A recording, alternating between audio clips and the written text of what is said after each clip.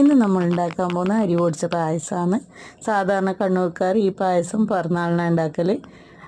പച്ചരിയാണ് ഇവിടെ എടുക്കുന്നത്. പച്ചരി കഴുകി വൃത്തിയാക്കി കുറച്ച് സമയം കുതിർത്ത് വെക്കുക. അതിന് ശേഷം അതിൻ്റെ വെള്ളം ഊറ്റിക്കളഞ്ഞിട്ട് അത് പൊടിക്കുക. അതിൻ്റെ ഗ്യാപ്പിൽ നമ്മൾ വെള്ളം തിളക്കാൻ വെക്കണം. പിന്നെ ശർക്കര പാനീയമാക്കണം. ഈ പൊടിച്ച അരിയും തേങ്ങയും കൂടി വെള്ളത്തിൽ മിക്സ് ആക്കിയിട്ടാണ് നമ്മളിതിൽ ചേർക്കുന്നത്. നല്ല കട്ട ആവാണ്ടിരിക്കുമല്ലോ. ആ തിളച്ച വെള്ളത്തിൽ ആ മിക്സ് ഒഴിക്കുക. കൈ നിർത്താണ്ട് ഇളക്കിക്കൊണ്ടിരിക്കണം, അല്ല പിന്നെ അടിക്ക് പിടിക്കും.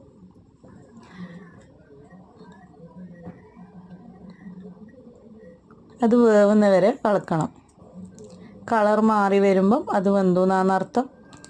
എന്നതിന് ശേഷം ശർക്കരപ്പാനി അതിൽ ചേർക്കുക.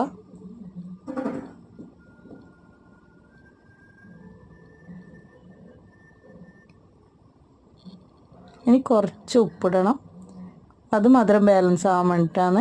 പിന്നെ ഏലക്കായ് പൊടിച്ചതും നല്ലതുപോലെ മിക്സ് ആക്കുക. ഇനി ഒരു പാൻ ചൂടാക്കി അതിൽ നെയ്യ് ഒഴിച്ച് നെയ്യിൽ അണ്ടിപ്പരിപ്പും മുന്തിരിയും കൂടി വറുത്തെടുത്ത് അതിൽ താളിക്കുക.